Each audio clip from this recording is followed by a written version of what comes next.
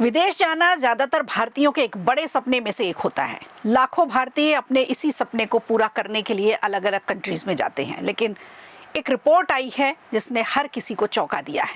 3 साल में हजारों भारतीयों की मौत का आंकड़ा हैरान करने वाला है। आखिर किन देशों में सबसे ज्यादा जाने गई भारतीयों की और क्या है इसकी सबसे बड़ी वजह, सब कुछ तथ्यों के साथ आज आपको से साझा करेंगे। संसद परिसर में आज का नजारा सुबह से ही बदला हुआ था। एक स्वागत और एक बयान ने पूरे राजनीतिक माहौल का रुख ही बदल दिया।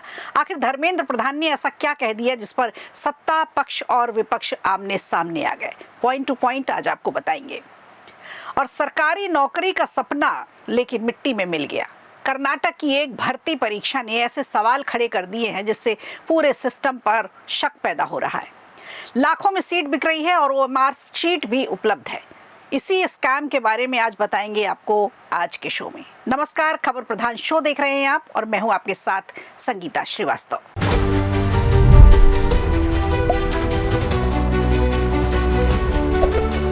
हर साल लाखों भारतीय बेहतर कमाई और बेहतर भविष्य के सपने को लेकर विदेश निकल जाते हैं, लेकिन इन सपनों के पीछे एक ऐसी सच्चाई भी छिपी है जिसने सबको सोचने पर मजबूर कर दिया है।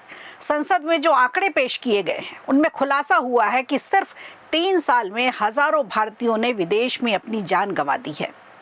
विदेश मंत्रालय की ओर से संसद में पेश किए गए आंकड़ों के मुताबिक साल 2023 से साल 2025 के बीच विदेशों में काम करने और रहने वाले हजारों भारतीय नागरिकों की मौतें हुई हैं। सबसे ज्यादा मौतें खाड़ी देशों में दर्ज की गई, जहां बड़ी संख्या में भारतीय रोजगार के लिए जाते हैं। तो आखिर ऐसा क्या हो जाता है, सब कुछ बताएंगे आपको, लेकिन पहले जो रिपोर्ट आई है उस पर बात कर लेते हैं। रिपोर्ट के मुताबिक सऊदी अरब में सबसे ज्यादा 7,981 भारतीयों की मौत हुई है। इनमें से 6,376 मौतें प्राकृतिक कारणों से हुई हैं। वहीं 182 लोग कार्यक्रम स्थल पर किसी हादसे में शिकार हुए। 354 लोगों ने आत्महत्या की, 29 लोगों की अपराध से जुड़ी घटनाओं में और 1040 लोगों की अन्य कारणों से मौत हुई है। और दूसरे नंबर पर आता है संयुक्त अरब अमीरात यानी यूएई, जहां 7,458 भारतीय नागरिकों की मौत दर्ज की गई है। इनमें से 5,702 प्राकृतिक मौतें हुई हैं, 128 कार्यस्थल पर हादसे हुए हैं, 511 आत्महत्याएं हुई हैं, 25 अपराध से जुड़ी मौतें हैं और 1092 अन्य कारणों से हुई हैं। अमेरिका में भी हालात चिंताजनक हैं। यहाँ 2,850 भारतीयों की मौतें हुई हैं। इनमें से 2,340 प्राकृतिक कारणों से, 46 कार्यक्रम स्थल के हादसों से, 62 आत्महत्याओं से, 37 अपराध और 365 अन्य कारणों से मौतें हुई हैं। इसके अलावा कुवैत की बात करें तो यहाँ 2,191, ओमान में 1,498, मलेशिया में 1,437 और इटली में 1,057 भारतीयों की मौतें दर्ज की गई हैं।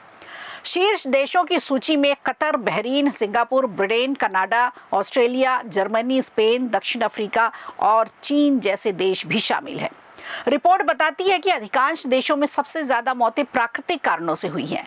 विशेषज्ञों का भी मानना है कि बढ़ती उम्र, हृदय रोग, मधुमेह, लंबी ड्यूटी, अत्यधिक गर्मी और कठिन कार्य परिस्थितियां इसके सबसे प्रमुख कारण हैं। वहीं निर्माण, तेल और गैस जैसे क्षेत्रों में काम करने वाले श्रमिकों के बीच भी कार्यस्थल में बड़े हादसे जो होते हैं वो भी सबसे बड़ी चिंता का विषय है। आत्महत्या के मामलों की अगर खबर देखें तो आत्महत्या के मामले में विशेषज्ञों का ये कहना है कि परिवार से दूरी, आर्थिक दबाव, तनाव और सामाजिक अकेलापन भी प्रवासी भारतीयों के लिए मानसिक स्वास्थ्य पर बहुत असर डालता है। विदेश मंत्रालय का कहना है कि विदेशों में रहने वाले भारतीयों की सुरक्षा सरकार की प्राथमिकता है। इसके लिए भारतीय दूतावासों में 24 घंटे हेल्पलाइन, व्हाट्सएप, ईमेल मदद और ई-माइग्रेट जैसे प्लेटफॉर्म भी उपलब्ध होते हैं। जिन देशों में बड़ी संख्या में भारतीय श्रमिक हैं वहां विशेष लेबर विंग भी बनाए गए हैं। सरकार ने यह भी बताया कि प्रवासी भारतीय बीमा योजना यानी PBBY के तहत पात्र श्रमिकों को दुर्घटना में मौत होने पर या अस्थायी दिव्यांगता की स्थिति अगर बन जाती है तो 10 लाख रुपए तक का बीमा कवर भी मिलता है। वहीं विदेशों से भारत शव लाने की प्रक्रिया को भी आसान बनाया जा रहा है और इसके लिए एक पोर्टल शुरू किया गया है जिसमें 48 घंटे के भीतर मंजूरी देने का लक्ष्य रखा गया है। तो ये आंकड़े बताते हैं कि सुरक्षित कार्यस्थल, बेहतर स्वास्थ्य सुविधाएं और मानसिक सहयोग आज की सबसे बड़ी ज़रूरत बने हुए हैं। ये बात देश की हो या विदेश की, देश में अपने लोग मिल जाते हैं, विदेश में अकेलापन ज़्यादा होता है।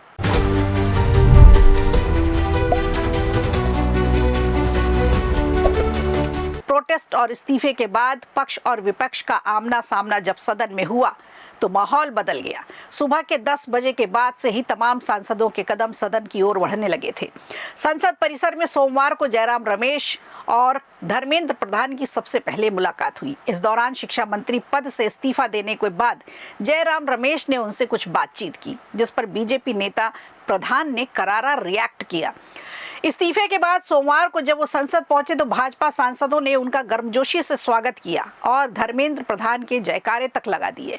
बिहार के दरभंगा से सांसद गोपाल जी ठाकुर ने तो उन्हें मिथिला की पारंपरिक पाग पहनाकर उनका सम्मान किया। इस स्वागत को लेकर कांग्रेस महासचिव जयराम रमेश ने सोशल मीडिया पर सवाल उठाए।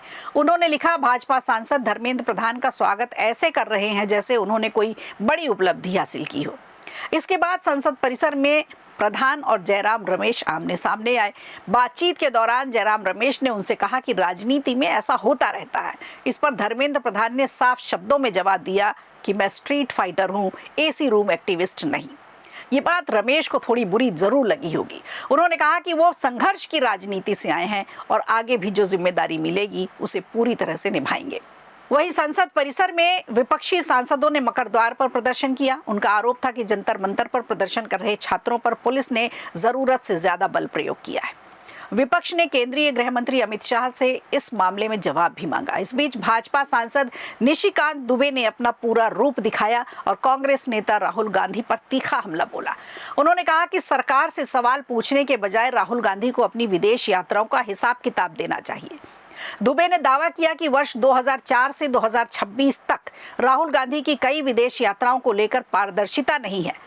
उन्होंने सवाल उठाया कि राहुल गांधी विदेशों में किन किन लोगों से मिले, किन मुद्दों पर बातचीत की और उनकी यात्राओं के दौरान किन संगठनों की मौजूदगी रही और यहां तक कि खर्च का ब्यौरा भी उन्होंने जानना चाहा। उन्होंने आरोप लगाया कि विपक्ष के नेता के तौर पर विदेश जाने पर राहुल गांधी को भारत की नीतियों की बात करना चाहिए, लेकिन उनकी ओर से हमेशा सरकार और देश की आलोचना ही की जाती है। भाजपा सांसद ने राहुल गांधी की विदेश यात्राओं की जांच के लिए विशेष जांच दल यानी एसआईटी गठित करने तक की मांग कर दी। राहुल गांधी को विपक्ष के नेता के पद से हटाने पर भी विचार किया जाना चाहिए। दुबे ने आज तीखा आरोप लगाया कि कांग्रेस और राहुल गांधी देश विरोधी ताकतों के एजेंडे को आगे बढ़ा रहे हैं। एक तरफ विपक्ष पुलिस कार्रवाई और छात्रों के मुद्दे पर बात करना चाह रहा था, तो दूसरी तरफ भाजपा विपक्ष पर पलटवार करते हुए नए सवाल उठा रही है। अब देखना होगा कि आने वाले दिनों में ये सियासी बहस किस दिशा में जाती है।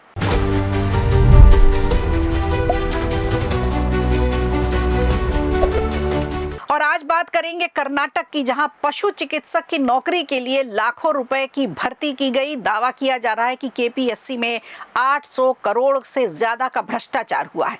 कर्नाटक लोक सेवा आयोग यानी केपीएससी विवादों में है इस समय और मामला 400 पशु चिकित्सक अधिकारियों की भर्ती से जुड़ा हुआ है। भर्ती प्रक्रिया में बड़े पैमाने पर अनियमितताओं और पेपर लीक के आरोप लगे हैं। इन आरोपों को लेकर भाजपा नेता और कर्नाटक विधानसभा में विपक्ष के नेता आर अशोक ने राज्य सरकार पर गंभीर सवाल उठाए। आर अशोक ने दावा किया कि केपीएससी में 800 करोड़ से ज्यादा का भ्रष्टाचार हुआ है। हर पशु चिकित्सक की नौकरी के लिए लाखों रुपए की भर्ती की गई थी। उनका कहना है कि कॉलेज और विश्वविद्यालयों में अच्छे अंक लाने वाले केपीएससी परीक्षा में असफल हो जाते हैं, जबकि कम अंक लाने वाले उम्मीदवार मेरिट सूची में जगह कैसे बना लेते हैं। उन्होंने इसे पूरा पैसे का खेल बताया। आर अशोक ने कहा कि केपीएससी अध्यक्ष से मिलकर पूरे मामले की विभागीय जांच की मांग करेंगे। कांग्रेस पर भी उन्होंने निशाना साधते हुए कहा कि दिल्ली में नीट पेपर लीक पर विरोध करने वाली कांग्रेस कर्नाटक के मामले में चुप क्यों है। उन्होंने इसे कांग्रेस का दोहरा रवैया बताया। दरअसल जुलाई 2026 में सामने आए इस मामले के बाद केपीएससी के वरिष्ठ अधिकारियों के खिलाफ कानूनी कार्रवाई शुरू हो चुकी है।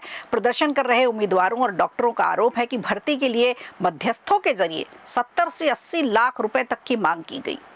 उम्मीदवारों का दावा है कि इस पूरे नेटवर्क में दलाल सक्रिय रहे। आरोप है कि परीक्षा से पहले कुछ उम्मीदवारों की गोपनीय जानकारी भी लीक की गई। इतना ही नहीं, कुछ उम्मीदवारों को दूसरे राज्यों के होटल और रिजॉर्ट में भी ले जाकर प्रश्न पत्र हल करवाए गए। शिकायत में ये भी कहा गया कि कुछ उम्मीदवारों की ओएमआर शीट जानबूझकर खाली छोड़ी गई ताकि बाद में उनमें हेरफेर किया जा सके। इन आरोपों के समर्थन में कुछ स्टिंग ऑडियो और वीडियो रिकॉर्डिंग भी पुलिस को सौंपे जाने की बात सामने आई है। अब मामले की गंभीरता को देखते हुए केपीएससी ने एक विशेष जांच उप समिति बनाई है। इस समिति को पूरे मामले की जांच कर विस्तृत रिपोर्ट देने का जिम्मा सौंपा गया है। इस बीच आयोग ने बड़ा फैसला लिया है कि 17 जुलाई 2026 को जारी पशु चिकित्सा अधिकारियों की अंतिम चयन सूची को फिलहाल स्थगित कर दिया, यानी जांच पूरी होने तक भर्ती प्रक्रिया आगे नहीं बढ़ेगी। विपक्ष का आरोप है कि सरकार पूरे मामले में पारदर्शिता नहीं दिखा रही और असली दोषियों को जेल पहुंचाने के बजाय कुछ अधिकारियों को ही निशाना बनाया जा रहा है। वहीं सरकार और आयोग से कहा गया है कि जांच निष्पक्ष तरीके से होगी और रिपोर्ट आने के बाद आवश्यक कार्रवाई की जाएगी। तो अब देखना होगा कि 800 करोड़ के इस घोटाले में क्या क्या खुलकर आता है। खबर प्रधान शो में आज के लिए इतना ही। दीजिए इजाजत, नमस्कार। वीडियो अच्छा लगा हो तो लाइक कीजिए, शेयर कीजिए और कमेंट बॉक्स में हमें जरूर बताइए।